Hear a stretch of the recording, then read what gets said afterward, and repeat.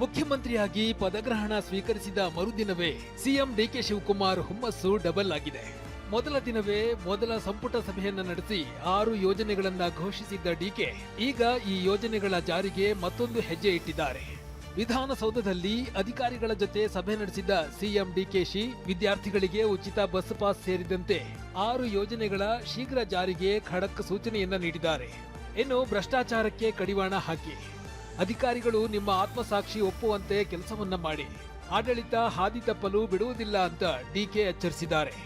ಯಾರು ಕೂಡ ನಮ್ಮ ಮಂತ್ರಿಗಳು ಆಗಲಿ, ಶಾಸಕರಾಗಲಿ, ಇಲ್ಲ ನಮ್ಮ ಸ್ಟಾಫ್ ಆಗಲಿ, ಮತ್ತೆ ಹೇಳ್ತಾ ಇದ್ದೀನಿ, ಯಾವ ಪ್ರೆಷರ್ಗೂ ನೀವು ಹೀಳಾಗಬಾರ್ದು.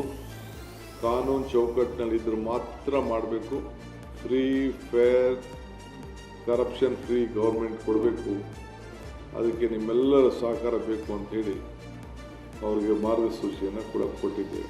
ಸೊ ಅವರೆಲ್ಲ ಮತ್ತು ಆಲ್ ಡಿಸ್ಟ್ರಿಕ್ಟ್ ಸೆಕ್ರೆಟರೀಸ್ ಇಲಾಖೆಗೆ ಸಂಬಂಧಪಟ್ಟಂತೆ ಎಲ್ಲ ಪೆಂಡಿಂಗ್ ಕೆಲಸಗಳ ಪಟ್ಟಿಯನ್ನು ಕೊಡಬೇಕು. ಎರಡನೇದು ಜೊತೆಗೆ 25 ದಿನದಲ್ಲಿ ಆ ಪೆಂಡಿಂಗು ವರ್ಕ್ ಅಲ್ಲದೆ ಇನ್ನು ಏನು ನಾವು ಹೊಸದಾಗಿ ಮಾಡ್ಬೋದು.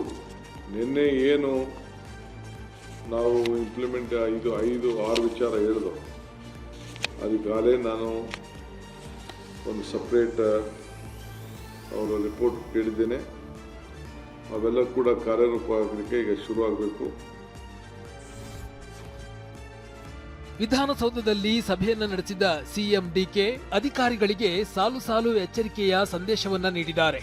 ರಾಜ್ಯದ ಪ್ರತಿ ತಾಲೂಕುಗಳಲ್ಲಿ ರೌಡಿಗಳ ವಿರುದ್ಧ ಕ್ರಮಕ್ಕೆ ಪ್ರತ್ಯೇಕ ಸ್ಕ್ವಾಡ್ ಸ್ಥಾಪನೆಗೆ ಸಿಎಂ ಸೂಚಿಸಿದ್ದಾರೆ. ರೌಡಿಗಳ ಮೇಲೆ ಹೊಸ ಕಾರ್ಯಪಡೆ ನಿಗಾ ಇಡಬೇಕು ಅಂತ ಸೂಚಿಸಿದ್ದಾರೆ. ಪೊಲೀಸವ್ರಿಗೂ ಅಷ್ಟೇ ಪ್ರತಿ ತಾಲೂಕಲ್ಲೂ ಒಂದು ಸಪ್ರೇಟ್ ಸ್ಕ್ವಾಡ್, ರೌಡಿಗಳ ಸ್ಕ್ವಾಡ್, ಒಂದು 10 ಜನ ಪೊಲೀಸ್ ಕಾನ್ಸ್ಟೇಬಲ್ನ ನೇಮಕ ಮಾಡಿ ಪ್ರತಿ ತಾಲೂಕಲ್ಲೂ ಕೂಡ ಬರೀ ರೌಡಿಗಳನ್ನ ಅವರು ಟ್ರೇಸ್ ಮಾಡ್ತಾ ಇರೋದು, ಕರ್ಕೊಂಡು ಬರ್ತಾ ಇರೋದು, ದಾರಿಗೆ ತರೋದು, ಅವ್ರ ಮೇಲೆಲ್ಲ ನಿಗಾ ಇಡೋಂಥದ್ದು. ಎಲ್ಲೂ ಕೂಡ ಅವರು ಯಾರ ಮೇಲೂ ಕೂಡ ಕ್ರಿಮಿನಲ್ ಆ್ಯಕ್ಟಿವಿಟೀಸ್ ಮಾಡಬಾರ್ದು. ಸೊ ಯಾರ್ಯಾರು ರೌಡೀಸ್ಗಳಿದ್ದಾರೆ, ರೌಡೀಸ್ ಚಿಗುರು ಹೊಸದಾಗೆ ಹುಡುಗರುಗಳು, ಹಳಬರು ಎಲ್ಲರೂ ಕೂಡ ಜಾಗೃತಿಯಿಂದ ಅವ್ರ ಬಗ್ಗೆ ನೀವು ಒಂದು ಸ್ಪೆಷಲ್ ಒಂದು ಫೋರ್ಸ್ನ ಕ್ರಿಯೇಟ್ ಮಾಡಬೇಕು ಅಂತೇಳಿ ಅವ್ರಿಗೆ ನಾನು ತಿಳಿಸಿದ್ದೇನೆ. ಜೊತೆಗೆ ಕಾಂಗ್ರೆಸ್ ಸರ್ಕಾರದ ಗ್ಯಾರಂಟಿ ಯೋಜನೆಗಳ ದುರುಪಯೋಗವನ್ನ ತಡೆಯುವ ಬಗ್ಗೆ ಕ್ರಮ ಕೈಗೊಂಡು ನಿಜವಾದ ಅರ್ಹರಿಗೆ ಗ್ಯಾರಂಟಿಗಳ ಲಾಭ ಸಿಗುವಂತೆ ಮಾಡಲಾಗುತ್ತೆ. ಇದಕ್ಕಾಗಿ ಪರಿಶೀಲನೆ ನಡೆಸೋಕೆ ಸಿಎಂ ಸೂಚಿಸಿದ್ದಾರೆ. ಈ ಫೋನ್ ನಂಬರು, ಡೀಟೇಲು ಕೆಲವರೆಲ್ಲ ಕಮರ್ಷಿಯಲ್ ಮಾಡಿಕೊಂಡು 200 ಯೂನಿಟ್ ಅಂತ ರೆಸಿಡೆಂಟ್ ತಗೊಂಡು ಕಮರ್ಷಿಯಲ್ ಮಾಡ್ತಾವೆ ಅಂಗಡಿಗಳು, ಅವು ಇವೆಲ್ಲ. ಅವೆಲ್ಲ ಸುಮಾರು ಅರ್ಜಿಗಳೆಲ್ಲ ಬಂದ್ಬಿಟ್ಟಿದೆ. ಬೇರೆಯವರೆಲ್ಲ 1,60,00,000 ಅಷ್ಟು ಜನ 200 ಯೂನಿಟ್ ತಗೋತಾ ಇದ್ದಾರೆ. ಯಾರು ಎಲಿಜಿಬಿಲಿಟಿ ಇದ್ದಾರೆ, ಯಾರು ಪಾಪ ಮನೆ ವಾಸ ಮಾಡ್ತಾರೆ ಅವ್ರು ತಗೊಳ್ಳಿ, ಏನು ತೊಂದರೆ ಇಲ್ಲ. ಬಟ್ ಯಾರು ತಗೋತಾ ಇದ್ದಾರೆ ಅಂತ ಅವ್ರು ನಮಗೆ ಡೀಟೇಲ್ ಬೇಕಲ್ಲ. ಎಲ್ಲ ಕೆಲವರೆಲ್ಲ ಸತ್ತವರೆಲ್ಲ ಕೆಲವರು ಡ್ರಾ ಮಾಡ್ಕೊಂಡ್ಬಿಟ್ಟಿದ್ದಾರೆ ಮನೆಯವರು. ಸೊ ಅದಕ್ಕೆ ಚೆಕ್ ಇರಬೇಕಲ್ಲ, ಯಾರ ರೆಸ್ಪಾನ್ಸಿಬಿಲಿಟಿ, ಯಾರು ಸತ್ತು ಅಂದ ತಕ್ಷಣ, ಯಾರ ಊರಲ್ಲಿ ಸತ್ತು ಅಂದ ತಕ್ಷಣ, ಯಾರ ವಿಲೇಜ್ ಅಕೌಂಟೆಂಟೋ, ಅವ್ನು ರೆವಿನ್ಯೂ ಇನ್ಸ್ಪೆಕ್ಟ್ರೋ, ಇಲ್ಲಾಂದರೆ PDOನೋ ಇಂಥವ್ರು ಸತ್ತಿದ್ದಾರೆ, ಇಂಥವ್ರು ಮಾಡಿದ್ದಾರೆ ಅಂತ ಮಾಹಿತಿ ಎಲ್ಲ ಕೊಡಬೇಕಲ್ಲ. ನೂತನವಾಗಿ ಪ್ರಮಾಣ ವಚನ ಸ್ವೀಕರಿಸಿದ 13 ಸಚಿವರ ಪೈಕಿ ಯಾವ ಸಚಿವರಿಗೆ ಯಾವ ಖಾತೆ ಸಿಗಲಿದೆ ಅನ್ನೋದು ಬಹುತೇಕ ಅಂತಿಮವಾಗಿದೆ. ಡಾಕ್ಟರ್ ಜಿ ಪರಮೇಶ್ವರ್ಗೆ ಡಿಸಿಎಂ ಸ್ಥಾನದ ಜೊತೆಗೆ ಕಂದಾಯ ಹಾಗೂ ಯುವ ಸಬಲೀಕರಣ ಇಲಾಖೆ ಸಚಿವಗಿರಿ, ಪ್ರಿಯಾಂಕ್ ಖರ್ಗೆಗೆ ಗೃಹ ಇಲಾಖೆ ಹಾಗೆ ಐಟಿಬಿಟಿ ಇಲಾಖೆ, ಕೆಜೆ ಜಾರ್ಜ್ ಇಂಧನ ಮತ್ತು ಪ್ರವಾಸೋದ್ಯಮ ಇಲಾಖೆ, ಎಂಬಿ ಪಾಟೀಲ್ ಬೃಹತ್ ಮತ್ತು ಮಧ್ಯಮ ಕೈಗಾರಿಕೆ ಇಲಾಖೆ, ಸತೀಶ್ ಜಾರಕಿಹೊಳಿಗೆ ಲೋಕೋಪಯೋಗಿ ಇಲಾಖೆ, ಕೃಷ್ಣ ಬೈರೇಗೌಡ ಬೆಂಗಳೂರು ನಗರಾಭಿವೃದ್ಧಿ, ರಾಮಲಿಂಗಾರೆಡ್ಡಿಗೆ ಜಲಸಂಪನ್ಮೂಲ ಇಲಾಖೆ, ಕೆಎಚ್ ಮುನಿಯಪ್ಪ ಆಹಾರ ಮತ್ತು ನಾಗರಿಕ ಸರಬರಾಜು ಇಲಾಖೆ, ಭೈರತಿ ಸುರೇಶ್ ಸಾರಿಗೆ ಇಲಾಖೆ, ಯುಟಿ ಖಾದರ್ ಆರೋಗ್ಯ ಇಲಾಖೆ, ಯತೀಂದ್ರ ಸಿದ್ದರಾಮಯ್ಯ ನಗರಾಭಿವೃದ್ಧಿ ಇಲಾಖೆ, ಶರಣಪ್ರಕಾಶ್ ಪಾಟೀಲ್ ವೈದ್ಯಕೀಯ ಶಿಕ್ಷಣ ಇಲಾಖೆ, ಈಶ್ವರ್ ಖಂಡ್ರೆ ಗ್ರಾಮೀಣಾಭಿವೃದ್ಧಿ ಇಲಾಖೆ ಮತ್ತು ಡಿಕೆ ಶಿವಕುಮಾರ್ಗೆ ಸಿಎಂ, ಹಣಕಾಸು, ಡಿಪಿಎಆರ್ ಮತ್ತು ಇತರೆ ಎಲ್ಲಾ ಖಾತೆ ಇರಲಿದೆ ಎನ್ನಲಾಗಿದೆ. ಈ ಖಾತೆ ಹಂಚಿಕೆ ಪಟ್ಟಿಗೆ ರಾಜ್ಯಪಾಲರ ಅಂತಿಮ ಮುದ್ರೆ ಬಿದ್ದ ಬಳಿಕವೇ ಅಧಿಕೃತವಾಗಿ ಪ್ರಕಟವಾಗಲಿದೆ. ಸಚಿವ ರಾಮಲಿಂಗಾರೆಡ್ಡಿ ಬೆಂಗಳೂರು ನಗರಾಭಿವೃದ್ಧಿ ಖಾತೆ ಮೇಲೆ ಕಣ್ಣಿಟ್ಟಿದ್ದಾರೆ. ಆದರೆ ಈ ಖಾತೆಯನ್ನ ಕೃಷ್ಣ ಬೈರೇಗೌಡರಿಗೆ ನೀಡಲು ಹೈಕಮಾಂಡ್ ಮುಂದಾಗಿದೆ ಎನ್ನಲಾಗಿದೆ. ರಾಮಲಿಂಗಾರೆಡ್ಡಿಗೆ ಜಲಸಂಪನ್ಮೂಲ ಖಾತೆ ಕೊಡಬಹುದು ಅನ್ನೋ ಚರ್ಚೆ ನಡೀತಿದೆ. ಆದರೆ ರಾಮಲಿಂಗಾರೆಡ್ಡಿ ಮಾತ್ರ ಬೆಂಗಳೂರು ನಗರಾಭಿವೃದ್ಧಿ ಖಾತೆ ಕೊಡದಿದ್ರೆ ಸಚಿವ ಸ್ಥಾನವೇ ಬೇಡ ಅಂತ ಅಸಮಾಧಾನ ಹೊರಹಾಕಿದ್ದಾರೆ ಎನ್ನಲಾಗಿದೆ. ಇದೇ ಕಾರಣಕ್ಕೆ ಸಿಎಂ ಡಿಕೆ ರಾಮಲಿಂಗಾರೆಡ್ಡಿ ಅವರನ್ನ ಮನವೊಲಿಸಲು ಯತ್ನಿಸಿದ್ರು. ಆದರೆ ಸಂಧಾನ ಸಭೆಯಲ್ಲೂ ರಾಮಲಿಂಗಾರೆಡ್ಡಿ ಗರಂ ಆಗಿದ್ದಾರೆ ಎನ್ನಲಾಗಿದೆ. ನಾನು ಬೆಂಗಳೂರಿನವನು, ಬೆಂಗಳೂರೇ ಬೇಕು, ಇಲ್ದಿದ್ರೆ ನಾನು ಶಾಸಕನಾಗಿಯೇ ಇರ್ತೀನಿ ಅಂತ ಸಭೆಯಿಂದ ಎದ್ದು ಹೊರ ನಡೆದಿದ್ದಾರೆ ಅಂತ ಮೂಲಗಳು ತಿಳಿಸಿವೆ.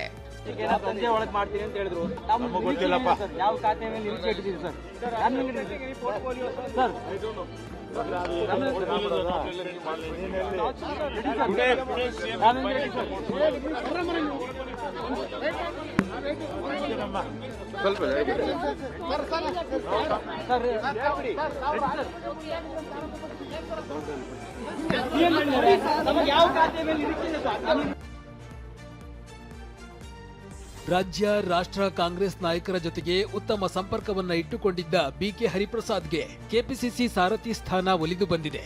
ಈ ಕೆಪಿಸಿಸಿ ಅಧ್ಯಕ್ಷ ಸ್ಥಾನ ಅಲಂಕರಿಸ್ತಾ ಇದ್ದಂತೆ ಪಕ್ಷ ಸಂಘಟನೆ ಬಗ್ಗೆ ಕಾರ್ಯಕರ್ತರನ್ನ ಉದ್ದೇಶಿಸಿ ಹರಿಪ್ರಸಾದ್ ಮಾತನಾಡಿದ್ದಾರೆ. ಅಧಿಕಾರ ಬೇಕು ಅಂದ್ರೆ ಡಿಕೆ ಜೊತೆಗೆ ಹೋಗಿ, ಪಕ್ಷ ಸಂಘಟನೆ ಮಾಡಬೇಕಿದ್ರೆ ನನ್ನ ಜೊತೆ ಬನ್ನಿ ಅಂತ ಖಡಕ್ ಆಗಿ ಹೇಳಿದ್ದಾರೆ. ನಾನು ಯಾವತ್ತೂ ಸಹ ಸಚಿವ ಸ್ಥಾನಕ್ಕೆ ಹೋಗ್ಬೇಕು ಅಂತ ಹೇಳಿಲ್ಲ. ನಾನು ಅಧಿಕಾರಕ್ಕೆ ಇರ್ತಕ್ಕಂಥವನಲ್ಲ.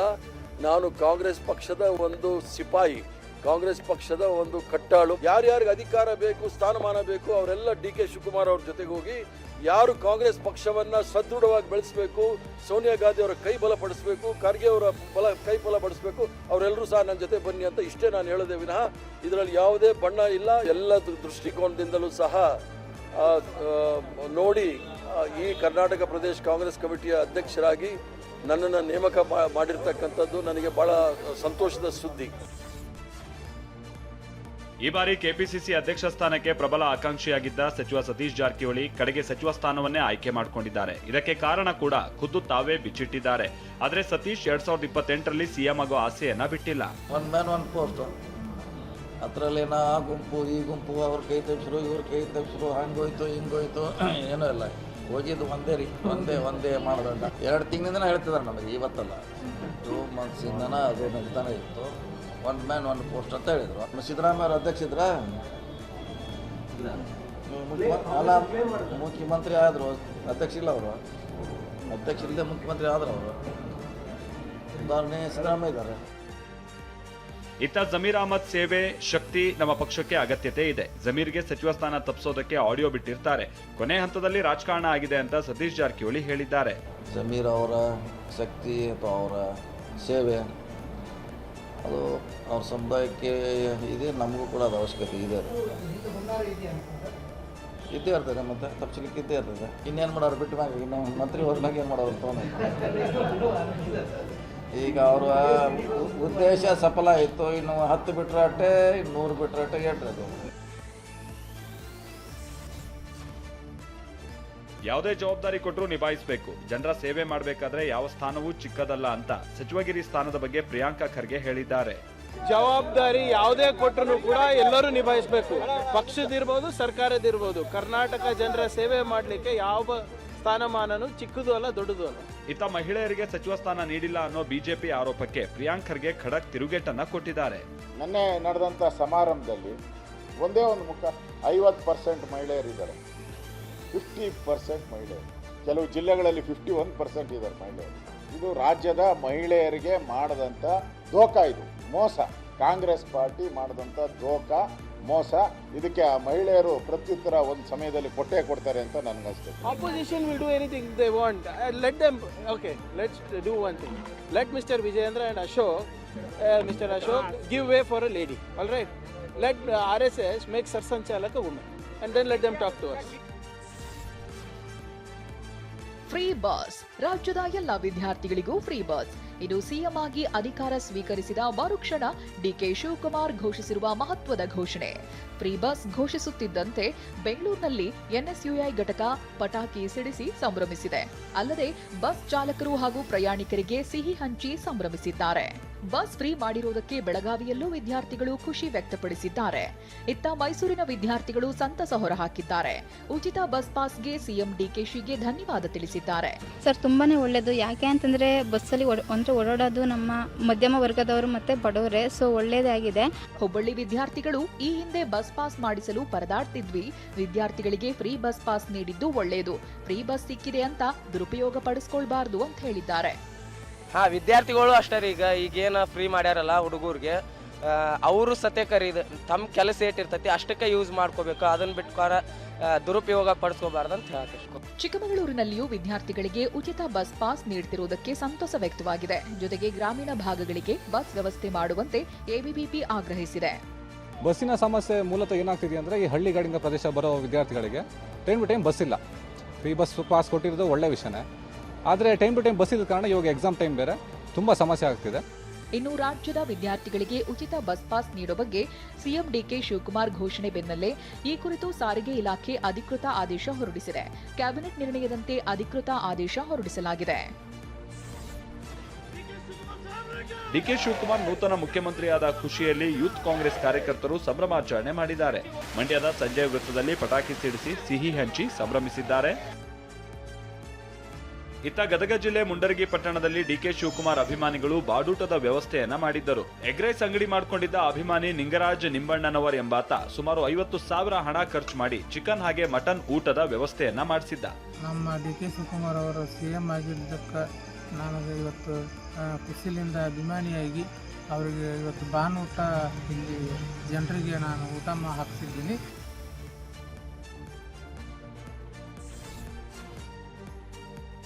ಸಿಎಂ ಕಚೇರಿ ಬಾಗಿಲಿನ ನೇಮ್ ಪ್ಲೇಟ್ ಚೇಂಜ್ ಆಗಿದೆ ಅಷ್ಟೇ, ಅದೇ ಹಳೆ ಭ್ರಷ್ಟ ಮುಖಗಳು, ಹೊಸ ಮುಖ ಯಾವುದೂ ಇಲ್ಲ ಅಂತ ವಿಪಕ್ಷ ನಾಯಕ ಆರ್ ಅಶೋಕ್ ಲೇವಡಿ ಮಾಡಿದ್ದಾರೆ. ಧರ್ಮಸ್ಥಳದ ಮಾಸ್ಕ್ ಮ್ಯಾನ್ ರೀತಿ ಮುಖವಾಡದ ಮನುಷ್ಯ ಬಂದಿದ್ದಾನೆ ಅಂತ ಕಿಡಿಕಾರಿದ್ದಾರೆ. ಜನ ಕೇಳಿದ್ದು ಉತ್ತಮ ಆಡಳಿತ, ಕಾಂಗ್ರೆಸ್ ಮಾಡಿದ್ದು ಕುರ್ಚಿಯ ಬದಲಾವಣೆ ಅಷ್ಟೇ. ಅದರಿಂದ ನನಗನ್ಸ್ತದೆ ಈ ಹಳೆ ಸಿನಿಮಾದ ಹೊಸ ಪೋಸ್ಟ್ರು ರಾಹುಲ್ ಗಾಂಧಿ ಮತ್ತು ಸಿದ್ದರಾಮಯ್ಯನವರ ರಿಮೋಟ್ ಕಂಟ್ರೋಲ್ ಸರ್ಕಾರ ಇದೆ. ಸ್ವಿಚ್ ಆನ್ ಆಗದೆ, ಅಲ್ಲಿ ಸ್ವಿಚ್ ಆನ್ ಆಗದೆ ಇಲ್ಲಿ ಬಲ್ಬು ಉರಿಯಲ್ಲ. ಇತ್ತ ಡಿಕೆ ಶಿವಕುಮಾರ್ ಸಿಎಂ ಆಗೋ ತಮ್ಮ ಆಸೆ ಪೂರೈಸಿಕೊಂಡಿದ್ದಾರೆ. ಇದು ಸಿದ್ದರಾಮಯ್ಯ ಕ್ಯಾಬಿನೆಟ್ ಅನ್ನೋದು ಅಷ್ಟೇ ಸತ್ಯ. ಸಿದ್ದರಾಮಯ್ಯ ತಾವು ಕುರ್ಚಿಯಿಂದ ಇಳಿಯುವಾಗ ಗೂಗ್ಲಿ ಎಸ್ತಿದ್ದಾರೆ. ಡಿಕೆ 2 ವರ್ಷ ಎಲ್ಲರನ್ನೂ ಸಂಭಾಳಿಸ್ಕೊಂಡು ಹೋಗೋದೇ ಸವಾಲು ಅಂತ ಬಿಜೆಪಿ ರಾಜ್ಯಾಧ್ಯಕ್ಷ ಬಿವೈ ವಿಜಯೇಂದ್ರ ಹೇಳಿದ್ದಾರೆ. 2 ವರ್ಷಗಳ ಕಾಲ ಅಂದ್ರೆ ಡಿಕೆ ಶಿವಕುಮಾರ್ ಅವರು ಎಷ್ಟು ದಿನಗಳ ಕಾಲ ಮುಖ್ಯಮಂತ್ರಿಯಾಗಿ ಆ ಕುರ್ಚಿಯಲ್ಲಿ ಕೂತಿರ್ತಾರೋ,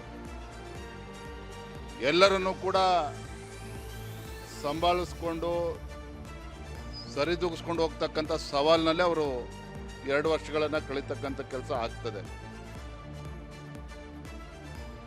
ರಾಜ್ಯದಲ್ಲಿ ವಿರೋಧ ಪಕ್ಷ ಸತ್ತಿದೆ ಎನ್ನುವ ಭಾವನೆ ಜನರಲ್ಲಿ ಮೂಡಿದೆ ಅಂತ ಬಿಜೆಪಿ ಉಚ್ಚಾಟಿತ ಶಾಸಕ ಯತ್ನಾಳ್ ಕಿಡಿಕಾರಿದ್ರು. ಇದಕ್ಕೆ ತಿರುಗೇಟು ನೀಡಿದ ಬಿಜೆಪಿ ರಾಜ್ಯಾಧ್ಯಕ್ಷ ಬಿವೈ ವಿಜಯೇಂದ್ರ ಕೆಲವರಿಗೆ ನನ್ನ ಹೆಸರು ಹೇಳಿಕೊಂಡು ಪ್ರಚಾರ ಪಡೆಯುವ ಹುಚ್ಚು ಎಂದಿದ್ದಾರೆ.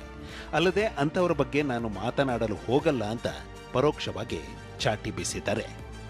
ಕೆಲವರಿಗೆ ವಿಜಯೇಂದ್ರ ಹೆಸರು ಹೇಳದೇ ಇದ್ರೆ ತಿಂದಿದ್ದು ಅರಗೋದಿಲ್ಲ, ಕೆಲವರಿಗೆ ವಿಜಯೇಂದ್ರ ಹೆಸರು ಹೇಳದೇ ಇದ್ರೆ ಮೀಡಿಯಾದಲ್ಲಿ ಪ್ರಚಾರ ಸಿಗೋದಿಲ್ಲ, ಕೆಲವರಿಗೆ ವಿಜಯೇಂದ್ರ ಹೆಸರು ತೆಗೆದುಕೊಳ್ಳದೆ ಹೋದರೆ ರಾಜಕೀಯವಾಗಿ ಕಳೆದು ಹೋಗ್ತಾರೆ. ಹಾಗಾಗಿ ಕೆಲವರು ಬೇರೆ ಬೇರೆ ಮುಖಂಡಗಳು ನನ್ನ ಹೆಸರನ್ನು ತೆಗೆದುಕೊಳ್ತಾರೆ. ನಾನು ಅದ್ರ ಬಗ್ಗೆ ತಲೆ ಕೆಡಿಸ್ಕೊಂಡು ಹೋಗೋದಿಲ್ಲ. ಕರ್ನಾಟಕದಲ್ಲಿ ಮತಪಟ್ಟಿ ಪರಿಷ್ಕರಣೆಗೆ ರಾಜ್ಯ ಚುನಾವಣಾ ಆಯೋಗ ಸಿದ್ಧತೆ ನಡೆಸುತ್ತಿದೆ. ಬೆಂಗಳೂರು ನಗರದಲ್ಲಿ ಮತದಾರರ ಪಟ್ಟಿ ವಿಶೇಷ ಪರಿಷ್ಕರಣೆಗೆ ಸಿದ್ಧತೆ ನಡೆಸಲಾಗಿದೆ. ಜೂನ್ 30ರಿಂದ ಜುಲೈ 27ರವರೆಗೆ ಎಸ್ಐಆರ್ ಪ್ರಕ್ರಿಯೆ ನಡೆಯುತ್ತೆ. ಆಗಸ್ಟ್ 5ರಂದು ಕರಡು ಮತದಾರರ ಪಟ್ಟಿ ಪ್ರಕಟ ಮಾಡಲಾಗುತ್ತೆ. ಅಕ್ಟೋಬರ್ 7ರಂದು ಅಂತಿಮ ಮತದಾರರ ಪಟ್ಟಿ ಪ್ರಕಟವಾಗಲಿದೆ. ಬೂತ್ ಮಟ್ಟದಲ್ಲಿ ಬಿಎಲ್ಒಗಳು ಹೋಗಿ ಪರಿಷ್ಕರಣೆ ಮಾಡ್ತಾರೆ. ಇದಕ್ಕಾಗಿ 8,000ದಷ್ಟು ಸಿಬ್ಬಂದಿ ನೇಮಕ ಮಾಡಲಾಗುವುದು ಅಂತ ಚುನಾವಣಾ ಅಧಿಕಾರಿ ತಿಳಿಸಿದ್ದಾರೆ. ಇದಕ್ಕೂ ಮುನ್ನ ಅಸ್ಸಾಂ, ಪಶ್ಚಿಮ ಬಂಗಾಳದಲ್ಲಿ ಅಕ್ರಮ ಮತಪಟ್ಟಿ ಪರಿಷ್ಕರಣೆಗೆ ಕಾಂಗ್ರೆಸ್ ತೀವ್ರವಾಗಿ ವಿರೋಧಿಸಿದೆ. ಕೇಂದ್ರ ಸರ್ಕಾರದ ಪರವಾಗಿ ಈ ಎಸ್ಐಆರ್ ಪ್ರಕ್ರಿಯೆ ಮಾಡಲಾಗ್ತಿದೆ ಅಂತ ಲೋಕಸಭೆ ವಿಪಕ್ಷ ನಾಯಕ ರಾಹುಲ್ ಗಾಂಧಿ ಗಂಭೀರ ಆರೋಪ ಮಾಡಿ ಹೋರಾಟ ನಡೆಸಿದ್ರು. ಇತ್ತ ಆಡಳಿತಕ್ಕೆ ಬಂದು ಕೆಲ ಗಂಟೆಯಲ್ಲೇ ಡಿಕೆ ಶಿವಕುಮಾರ್ ಅಕ್ರಮ ಎಸ್ಐಆರ್ ವಿರುದ್ಧ ಸಮರ ಸಾರಿದ್ದಾರೆ. ಎಸ್ಐಆರ್ನಿಂದ ಅನೇಕ ರಾಜ್ಯಗಳಲ್ಲಿ ಮತ ಕಳೆದುಕೊಂಡಿದ್ದಾರೆ. ರಾಜ್ಯದಲ್ಲಿ ಹಾಗೆ ಆಗಬಾರದು ಅಂತ ಡಿಕೆ ಸೂಚನೆ ಕೊಟ್ಟರು. ಈಗ ಎಸ್ಐಆರ್ ನಡೀತಾ ಇದೆ. ಈಗ ಈ ರಾಜ್ಯದಲ್ಲಿರುವಂಥ ಮತದಾನದ ಹಕ್ಕನ್ನು ಯಾರು ಕೂಡ ಕಳ್ಕೋಬಾರದು. ಎಸ್ಐಆರ್ ಅಲ್ಲಿ ಎನ್ರೋಲ್ ಮಾಡ್ಕೊಳ್ಳಿಲ್ಲ ಅಂದರೆ ಅವನಿಗೆ ಎಲ್ಲ ಥರದ ಬೆನಿಫಿಟ್ ಕೂಡ ಕಳ್ಕೊಳ್ತಾರೆ. ಪಾಪ ಅವ್ರು ನಮ್ಗೆ ಓಟ್ ಇದೆ, ಎಲ್ಲೋ ಹೋಯ್ತದೆ, ಯಾರೋ ಮ್ಯಾಪಿಂಗ್ ಆಗಿದೆ ಅಂತ ಹೇಳಿದ್ರು, ಇವೆಲ್ಲ ಕೂಡ ತಪ್ಪದಾರಿಗೆ ಇಳಿತಾರೆ. ನೀಟ್ ಪರೀಕ್ಷೆಯ ಪ್ರಶ್ನೆ ಪತ್ರಿಕೆ ಸೋರಿಕೆ ಪ್ರಕರಣ ಸಂಬಂಧ ಮತ್ತೊಂದು ವಿದ್ಯಾರ್ಥಿನಿ ಬಲಿಯಾಗಿದ್ದಾರೆ. ನನಗೆ ಮತ್ತೆ ಪರೀಕ್ಷೆ ಬರೆಯುವ ಶಕ್ತಿ ಇಲ್ಲ ಹೀಗಂತ ಬರೆದಿಟ್ಟು 18 ವರ್ಷದ ವಿದ್ಯಾರ್ಥಿನಿ ಆತ್ಮಹತ್ಯೆಗೆ ಶರಣಾಗಿದ್ದಾಳೆ. ಮಧ್ಯಪ್ರದೇಶದ ಮೌಗಂಜ್ ಜಿಲ್ಲೆಯ ಮಗಾನಿಯಾ ಗ್ರಾಮದ ಆಕಾಂಕ್ಷಾ ಚತುರ್ವೇದಿ ವೈದ್ಯೆಯಾಗುವ ಕನಸು ಕಂಡು ನೀಟ್ ಪರೀಕ್ಷೆ ಬರೆದಿದ್ಲು. ಆದರೆ ಪರೀಕ್ಷೆ ಪ್ರಶ್ನೆ ಪತ್ರಿಕೆ ಸೋರಿಕೆಯಿಂದಾಗಿ ಪರೀಕ್ಷೆ ರದ್ದು ಮಾಡಲಾಯಿತು. ಕೇಂದ್ರ ಶಿಕ್ಷಣ ಇಲಾಖೆ ಮರುಪರೀಕ್ಷೆ ಪ್ರಕಟಿಸಿದೆ. ಆದರೆ ಉತ್ತಮವಾಗಿ ಬರೆದಿದ್ದ ಪರೀಕ್ಷೆ ರದ್ದಾಗಿದ್ದರಿಂದ ತೀವ್ರ ನೋವು ಆಘಾತಕ್ಕೆ ಒಳಗಾಗಿದ್ದ ವಿದ್ಯಾರ್ಥಿನಿ ನಾನು ಮತ್ತೆ ನೀಟ್ ಬರೆಯಲಾರೆ ಅಂತ ಮೇ 20ರಂದು ಆತ್ಮಹತ್ಯೆಗೆ ಶರಣಾಗಿದ್ದಾಳೆ. ನನ್ನನ್ನು ಕ್ಷಮಿಸಿ ಅಪ್ಪ ಅಮ್ಮ ಅಂತ ಡೆತ್ ನೋಟ್ ಬರೆದಿದ್ದಾಳೆ. ಇನ್ನು ಆಕಾಂಕ್ಷೆಗೆ ವೈದ್ಯೆಯಾಗಿ ದೇಶ ಮತ್ತು ಸಮಾಜಕ್ಕೆ ಸೇವೆ ಸಲ್ಲಿಸುವ ಆಸೆ ಇದ್ದು, ರೈತನಾಗಿರುವ ಆಕಾಂಕ್ಷಳ ತಂದೆ ಮಗಳನ್ನು ವೈದ್ಯೆಯಾಗುವ ಕನಸನ್ನು ನನಸಾಗಿಸಲು ಕಿಸಾನ್ ಕ್ರೆಡಿಟ್ ಕಾರ್ಡ್ ಮೇಲೆ 3 ಲಕ್ಷ ಸಾಲ ಪಡೆದಿದ್ರು. ಆದರೆ ಈಗ ನೀಟ್ ಪ್ರಶ್ನೆ ಪತ್ರಿಕೆ ಸೋರಿಕೆಯಿಂದ ಈ ಅನಾಹುತ ಸಂಭವಿಸಿದೆ. ಇಷ್ಟೆಲ್ಲ ಆದರೂ ಕೇಂದ್ರ ಸರ್ಕಾರ, ಕೇಂದ್ರ ಸಚಿವ ಧರ್ಮೇಂದ್ರ ಪ್ರಧಾನ್ ಅವರ ಮೇಲೆ ಯಾವುದೇ ಕ್ರಮ ಕೈಗೊಂಡಿಲ್ಲ. ಇದು ಮೋದಿ ಸರ್ಕಾರದ ವೈಫಲ್ಯಕ್ಕೆ ಸಾಕ್ಷಿ. ಮೋದಿಯವರೇ ಅಧಿಕಾರ ಹೀಗೆ ಇರಲ್ಲ ಅಂತ ರಾಹುಲ್ ಗಾಂಧಿ ಸುದೀರ್ಘ ಟ್ವೀಟ್ ಮಾಡಿದ್ದಾರೆ.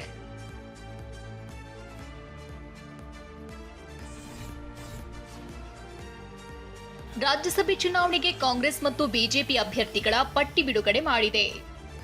ರಾಜ್ಯಸಭಾ ಚುನಾವಣೆಗೆ ಎಐಸಿಸಿ ಅಭ್ಯರ್ಥಿಗಳ ಪಟ್ಟಿ ಪ್ರಕಟಿಸಿದೆ. ಕರ್ನಾಟಕದಿಂದ ಮಲ್ಲಿಕಾರ್ಜುನ್ ಖರ್ಗೆ, ಪವನ್ ಖೇರಾ, ಮನ್ಸೂರ್ ಅಲಿ ಖಾನ್ ಹೆಸರು ಪ್ರಕಟಿಸಲಾಗಿದೆ. ಮಧ್ಯಪ್ರದೇಶದಿಂದ ಮೀನಾಕ್ಷಿ ನಟರಾಜನ್, ರಾಜಸ್ಥಾನದಿಂದ ನೀರಜ್ ಡಾಂಗಿ, ತಮಿಳುನಾಡಿನಿಂದ ಪ್ರವೀಣ್ ಚಕ್ರವರ್ತಿ ಹೆಸರು ಪ್ರಕಟಿಸಲಾಗಿದೆ. ರಾಜ್ಯಸಭೆಯ 1 ಸೀಟನ್ನ ಕಾಂಗ್ರೆಸ್ ಪಕ್ಷಕ್ಕೆ ತಮಿಳುನಾಡಿನ ಟಿವಿಕೆ ಬಿಟ್ಟುಕೊಟ್ಟು ಬೆಂಬಲ ನೀಡಿದೆ. ಇನ್ನು ಜಾರ್ಖಂಡ್ನಿಂದ ಪ್ರಣವ್ ಝಾ ಹೆಸರನ್ನ ಪ್ರಕಟಿಸಲಾಗಿದೆ.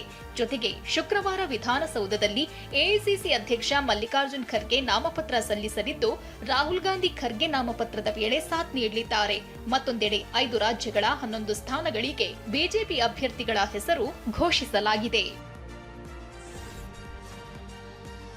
ಪೋಷಕರ ಮಹಾನಿರ್ಲಕ್ಷ್ಯದಿಂದಾಗಿ 3 ವರ್ಷದ ಕಂದಮ್ಮ ಕಾರಿನಲ್ಲಿ ಉಸಿರುಗಟ್ಟಿ ಸಾವನ್ನಪ್ಪಿದ ಹೃದಯ ವಿದ್ರಾವಕ ಘಟನೆ ಕಲಬುರಗಿ ಜಿಲ್ಲೆ ಶಹಬಾದ್ನ ತೋಸನಹಳ್ಳಿಯಲ್ಲಿ ನಡೆದಿದೆ. ಕೊಟ್ಟೂರೇಶ್ವರ ಮುತ್ಯ ದಂಪತಿಯ 3 ವರ್ಷದ ಬಸವಪ್ರಭು ಮೃತ ಮಗು. ಆಟವಾಡುತ್ತಾ ಕಾರಿನೊಳಗೆ ಮಗು ತೆರಳಿದ್ದು ಏಕಾಏಕಿ ಡೋರ್ಗಳು ಲಾಕ್ ಆಗಿ ಮಗು ಕಾರಿನಲ್ಲೇ ಉಸಿರು ಚೆಲ್ಲಿದೆ. ಬೆಂಗಳೂರಿನಲ್ಲಿ ನಡೆದಿದ್ದ ನಿವೃತ್ತ ಸೇನಾಧಿಕಾರಿ ನವೀನ್ ಚಂದ್ರ ಭಟ್ ಹಾಗೂ ದಂತವೈದ್ಯೆ ಶ್ಯಾಮಲಾ ಭಟ್ ದಂಪತಿ ಕೊಲೆಯ ಅಸಲಿ ಕಾರಣ ಬಯಲಾಗಿದೆ. ಪೋಷಕರನ್ನ ಹತ್ಯೆಗೈದಿದ್ದ ಪುತ್ರ ಮಾನಸಿಕ ಅಸ್ವಸ್ಥ ಅಲ್ಲ, ಸಿಮ್ ಪೋರ್ಟ್ ಮಾಡೋ ವಿಚಾರಕ್ಕೆ ಕಿರಿಕ್ ನಡೆದು ಹತ್ಯೆ ನಡೆಸಿದ್ದ ಅನ್ನೋ ವಿಚಾರ ಚಾರ್ಜ್ ಶೀಟ್ನಲ್ಲಿ ಉಲ್ಲೇಖವಾಗಿದೆ. ಹೆಮ್ಮಾರಿ ಎಬೋಲಾ ವೈರಸ್ ತಾಂಡವವಾಡ್ತಿದ್ದು ರಾಜ್ಯದಲ್ಲಿ ಸೋಂಕು ತಡೆಗೆ ಆರೋಗ್ಯ ಇಲಾಖೆ ಹೈ ಅಲರ್ಟ್ ಆಗಿದೆ. ಎಬೋಲಾ ಪ್ರಕರಣಗಳ ಬಗ್ಗೆ ಕೂಡಲೇ ವರದಿ ಮಾಡುವಂತೆ ರಾಜ್ಯದ ಆಸ್ಪತ್ರೆಗಳು ಹಾಗೂ ಆರೋಗ್ಯ ಸಂಸ್ಥೆಗಳಿಗೆ ಆರೋಗ್ಯ ಇಲಾಖೆ ಸುತ್ತೋಲೆ ಹೊರಡಿಸಿದೆ. WHO ಎಬೋಲಾ ಸೋಂಕನ್ನ ಆರೋಗ್ಯ ತುರ್ತು ಪರಿಸ್ಥಿತಿ ಘೋಷಣೆ ಮಾಡಿದ ಬೆನ್ನಲ್ಲೇ ಆರೋಗ್ಯ ಇಲಾಖೆ ಕಠಿಣ ಕ್ರಮಕ್ಕೆ ಮುಂದಾಗಿದೆ. ವಾಹನ ಸವಾರರಿಗೆ ರಾಜ್ಯ ಸರ್ಕಾರದಿಂದ ಗುಡ್ ನ್ಯೂಸ್ ಸಿಕ್ಕಿದೆ. ವಾಹನಗಳ ಮೇಲಿನ ದಂಡ ಪಾವತಿಗೆ ಮತ್ತೆ 50% ವಿನಾಯಿತಿ ನೀಡಲಾಗಿದೆ. 2026ರ ಮೇ ತಿಂಗಳಿನಿಂದ ಮೊದಲಿರುವ ಬಾಕಿ ಪ್ರಕರಣಗಳಲ್ಲಿ ದಂಡದ ಮೊತ್ತದಲ್ಲಿ 50% ಪಾವತಿಸಲು ಅವಕಾಶ ನೀಡಲಾಗಿದೆ. ಜೂನ್ 21ರಿಂದ ಜುಲೈ 10ರವರೆಗೆ 20 ದಿನ 50% ದಂಡ ಪಾವತಿಗೆ ಅವಕಾಶ ನೀಡಲಾಗಿದೆ.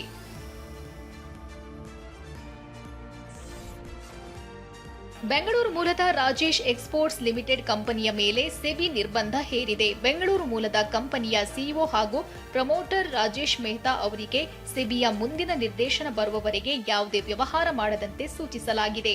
ಇದರ ಜೊತೆಗೆ ರಾಜೇಶ್ ಎಕ್ಸ್ಪೋರ್ಟ್ಸ್ ಲಿಮಿಟೆಡ್ನ ಹಣಕಾಸು ವ್ಯವಹಾರದ ಬಗ್ಗೆ ತನಿಖೆಗೆ ಆದೇಶಿಸಲಾಗಿದೆ.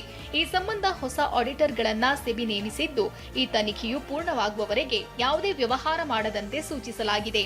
ಬೆಂಗಳೂರು ಮೂಲದ ರಾಜೇಶ್ ಎಕ್ಸ್ಪೋರ್ಟ್ಸ್ ಲಿಮಿಟೆಡ್ನಲ್ಲಿ ಸುಮಾರು 15 ಲಕ್ಷ ಕೋಟಿ ವ್ಯವಹಾರವನ್ನ ತಪ್ಪಾಗಿ ತೋರಿಸಲಾಗಿದೆ ಎಂಬ ಆರೋಪ ಕೇಳಿಬಂದಿದೆ. ಆರ್ಇಎಲ್ ಸ್ವಿಟ್ಜರ್ಲೆಂಡ್ನಲ್ಲಿ ಹಲವಾರು ಸಬ್ಸಿಡರಿ ಕಂಪನಿಗಳನ್ನ ಹೊಂದಿದ್ದು, ಇದರ ಆದಾಯದ 97% 99% ಆದಾಯ ಈ ಮೂಲಗಳಿಂದಲೇ ಬರುತ್ತೆ. ಆದರೆ ಇದನ್ನು ರಾಜೇಶ್ ಮೆಹ್ತಾ ಸೆಬಿಯಿಂದ ಮುಚ್ಚಿಟ್ಟಿದ್ರು ಎನ್ನಲಾಗಿದೆ. ಈ ಸಂಬಂಧ ಕಂಪನಿಯ ಶೇರ್ ಹೋಲ್ಡರ್ ಒಬ್ಬರು ಸೆಬಿಗೆ ಕಂಪನಿಯಲ್ಲಿ ಕೆಲ ಹಣಕಾಸಿನ ವ್ಯವಹಾರದಲ್ಲಿ ಏನೋ ಗೋಲ್ಮಾಲ್ ನಡೀತಿದೆ ಎಂದು ದೂರು ನೀಡಿದ್ರು. ಈ ಬಗ್ಗೆ ಪ್ರಾಥಮಿಕವಾಗಿ ಪರಿಶೀಲಿಸಿದಾಗ 2020-21ರಿಂದ 2024-25ರ ಅವಧಿಯಲ್ಲಿ ಹಣಕಾಸು ವಹಿವಾಟಿನಲ್ಲಿ ಗೋಲ್ಮಾಲ್ ನಡೆದ ಬಗ್ಗೆ ಗೊತ್ತಾಗಿದೆ. ರಾಜೇಶ್ ಮೆಹ್ತಾ ಅವರು ಕಂಪನಿಯ ವ್ಯವಹಾರವನ್ನ ಇದ್ದಕ್ಕಿದ್ದಂತೆ ಹೆಚ್ಚಾಗಿ ತೋರಿಸಿದ್ದಾರೆ ಎನ್ನುವ ಆರೋಪ ಈಗ ಕೇಳಿ ಬಂದಿದೆ. ಹೀಗಾಗಿ ಸೆಬಿ ಕಂಪನಿ ಹಣಕಾಸು ವಹಿವಾಟಿನ ಬಗ್ಗೆ ತನಿಖೆಗೆ ಆದೇಶಿಸಿದೆ. ರಾಜೇಶ್ ಮೆಹ್ತಾ ಅವರ ರಾಜೇಶ್ ಎಕ್ಸ್ಪೋರ್ಟ್ಸ್ ಲಿಮಿಟೆಡ್ ಜಾಗತಿಕ ಚಿನ್ನದ ಮಾರುಕಟ್ಟೆಯಲ್ಲಿ ಕೆಲ ಅಗ್ರಗಣ್ಯ ಕಂಪನಿಗಳಲ್ಲಿ ಒಂದು ಎಂದು ಗುರುತಿಸಲ್ಪಟ್ಟಿದೆ. ಹೀಗಾಗಿ ಸೆಬಿಯ ಈ ಆದೇಶ ಸಾಕಷ್ಟು ಕುತೂಹಲಕ್ಕೆ ಕಾರಣವಾಗಿದೆ.